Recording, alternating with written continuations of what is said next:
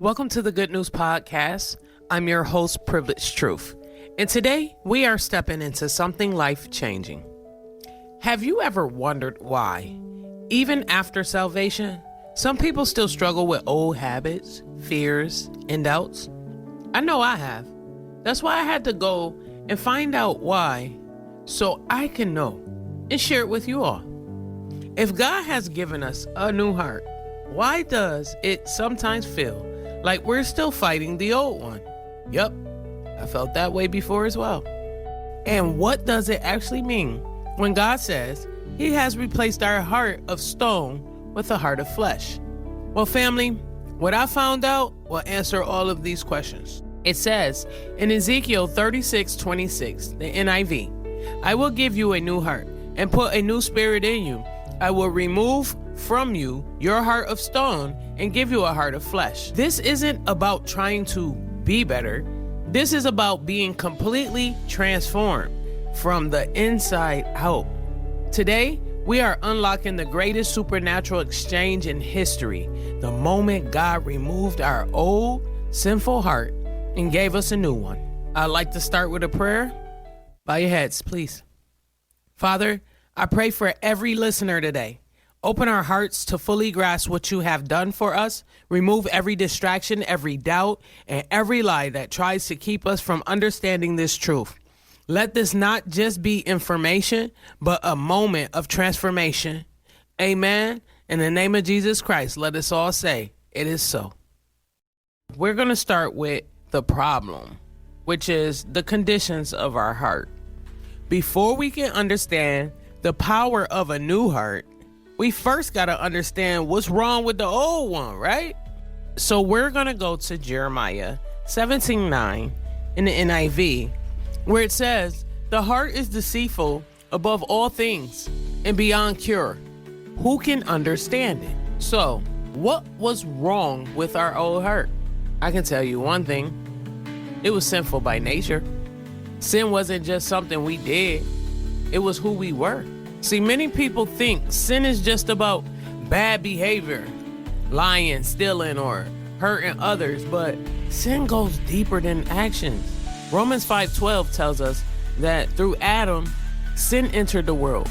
And from that moment, every human inherited a sinful heart. This means we were born in sin, separated from God from birth, unable to truly know Him, love Him, or obey Him.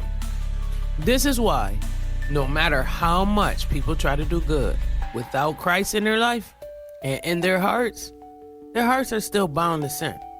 See, it was hardened against God, making it impossible for us to fully obey Him. The Bible speaks of a heart of stone, a heart that is unresponsive, cold, and resistant to God's truth. Ephesians 4:18 says, they are darkened in their understanding and separated from the life of God because of the ignorance that is in them due to the hardening of their hearts. Let me say that again. Ephesians 4:18. They are darkened in their understanding and separated from the life of God because of the ignorance that is in them due to the hardening of their hearts. A hardened heart means that even when God speaks, we can't hear Him clearly. This is why people can sit in church for years and still not experience true transformation, because their hearts is still resistant to God's work. See, our hearts was beyond repair. God didn't come to fix our hearts. He came to replace them. If a car engine is completely destroyed, you don't just replace the spark plugs, you replace the entire engine, right?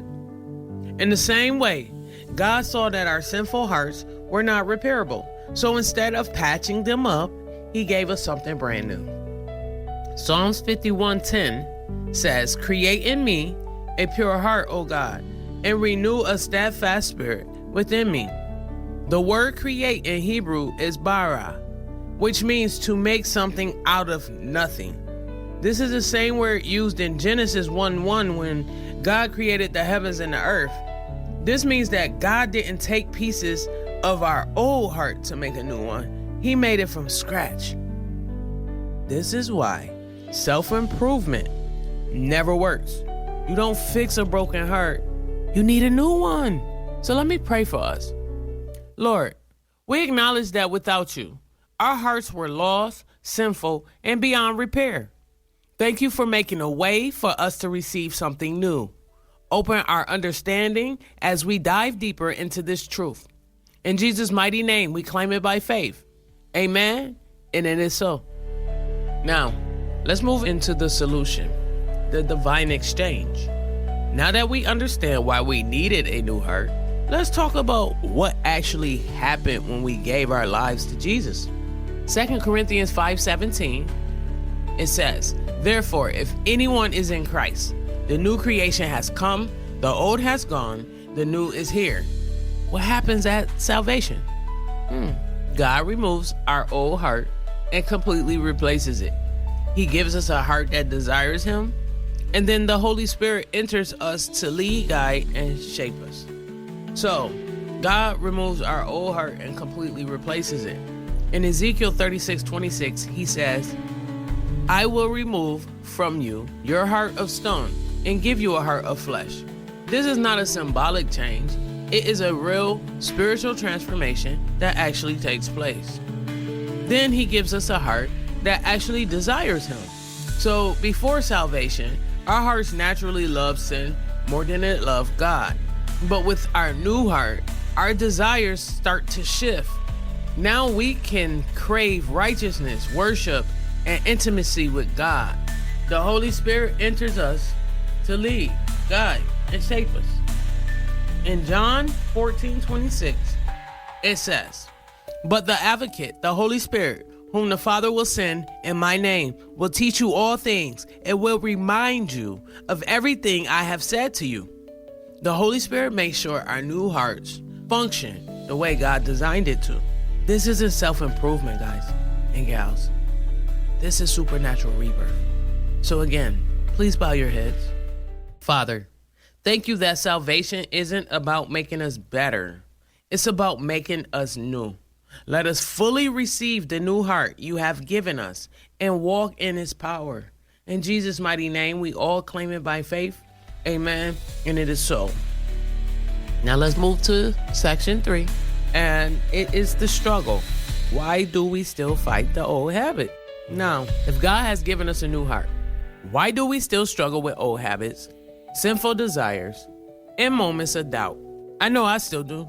Never front about it. I know for a fact that we will always have a sinful nature without Jesus. I know for a fact that sometimes there are sinful thoughts that will still cross my mind. I may not act upon them, but they still cross my mind. And I thank God that I have Christ, because the Holy Spirit reminds me that these things are not of God and that I shouldn't be doing them, which helps me to resist the temptation. In Romans 7:15, the NIV, it says, "I do not understand what I do. For what I want to do, I do not do. But what I hate, I do." If we have been given a new heart, why does the battle continue? Here's what's happening inside of us. Our hearts is new, but our mind must be renewed. Even though God has transformed our spirit, our mind still carries memories, thought patterns, and habits from our past. Romans 12:2, NIV says, "Do not conform to the pattern of this world, but be transformed by the renewing of your mind." This means that while our heart has changed, our mind must catch up through constant renewal in God's word. Just like learning a new language, you don't become fluent overnight. Your heart desires God, but your mind has to be trained to think differently. Understand? Okay. The flesh is weak, even when the spirit is willing. Always remember that. My flesh is weak, even when my spirit is willing. Matthew 26:41 NIV says, "The spirit is willing, but the flesh is weak." Even though God has given us a new heart, we still live in a physical body. This body has been trained in sinful habits. This means we must learn to walk by the Spirit instead of following the old desires of our flesh. Think of it like this. If you spent years eating unhealthy food, even after changing your diet, your body will still crave junk food for a while. The same applies spiritually. Now we're going to talk about sanctification. Sanctification is a process. God is working in you daily. Okay? Philippians 1:6 says, being confident of this, that he who began a good work in you will carry it on to completion until the day of Christ Jesus. So, salvation happens instantly, but sanctification, becoming more like Christ, is a lifelong journey that we have to take. The fact that you struggle with sin doesn't mean you aren't saved. It means God is still refining you. Just like gold is purified by fire, our faith and obedience grow stronger through daily refining. This is why the battle doesn't end when we receive a new heart. God calls us to continually grow, renew our minds, and walk in obedience. I'm going to pray again. Father, we recognize that even with a new heart, we still need your help daily. Lord Jesus, please give us the strength to renew our minds, the strength to walk in the Spirit, and the strength to overcome the struggles of the flesh. Let us not grow discouraged, but trust that you are perfecting us each and every day. In Jesus' mighty name, let us all say amen, and it is so. All right, we're on to section 4. How to walk in your new heart daily. So, how do we actually live from this new heart God has given us? In Colossians 3:10, it says, put on the new self, which is being renewed in knowledge in the image of its creator. Walking in your new heart is not automatic. You must actively live from it every day. Here are 4 ways to fully embrace and live from your new heart. 1. Feed your new heart with God's word daily. In Matthew 4:4, it says, man shall not live by bread alone, but on every word that comes from the mouth of God. Just like your physical heart needs healthy food to function, your spiritual heart needs the word of God to grow. When you don't feed your spirit, your flesh starts to take control. If you feed doubt, sin, and fear, that's what will grow. But if you feed faith, truth, and righteousness, your heart will stay aligned with God. So, action. Make it a habit to read, to meditate on the Lord, and apply scripture daily. Second way to fully embrace and live from your new heart. Stay in constant prayer and communion with God. In 1 Thessalonians 5:16 through 18, NIV, it says, rejoice always, pray continually, give thanks in all circumstances, for this is God's will for you in Christ Jesus. Your new heart is designed for relationship with God, but you must stay connected to Him through prayer. Think about your closest friendships. They grow through consistent communication, right? If you only talk to God when you're in trouble, you won't develop intimacy with Him. So here's an action step to take for this. Set aside time daily to talk to God. Not just about what you need, but to thank Him, to worship Him, and simply enjoy His presence. Which leads us to step 3 in fully embracing and living from your new heart. Surround yourself with people who strengthen your walk. Hebrews 10:24 and 25 NIV says, let us consider how we may spur one another toward love and good deeds, not giving up meeting together, as some are in the habit of doing, but encouraging one another. Let me read that again. Let us consider how we may spur one another toward love and good deeds, not giving up meeting together, as some are in the habit of doing, but encouraging one another. Your environment shapes your growth. Who you spend time with will either strengthen or weaken your faith. If you surround yourself with negative, sinful influences, your heart will be weighed down.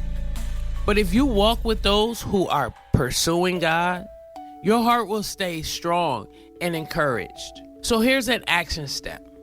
Get involved in a Bible-believing church, join a small group, or find a mentor who can challenge and uplift you, which will take us to number 4. Walk in obedience, even when it's hard. In John 14:15 NIV, it says, "If you love me, keep my commands." Your new heart is designed for obedience to God, but obedience is still a choice. Every day we face moments of decisions. Do we follow God's way, or do we slip back into old habits? Even when it's inconvenient, painful, or unpopular, obedience to God brings blessings, peace, and spiritual growth. So here's another action step. The next time you feel the Holy Spirit nudging you towards something, prayer, forgiving someone, avoiding sin, act on it immediately. Delayed obedience is disobedience. When you feed your heart with truth, stay connected to God, surround yourself with the right people, and walk in obedience, you will experience the full power of the transformed heart God has given you. So, let me say one more prayer. Holy Spirit, help us to actively walk in our new identities.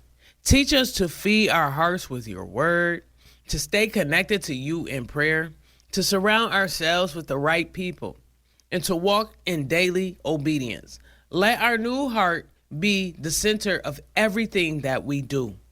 Lord, we thank you for the divine exchange that took place at salvation. We thank you for removing our heart of stone and giving us a new heart that loves you.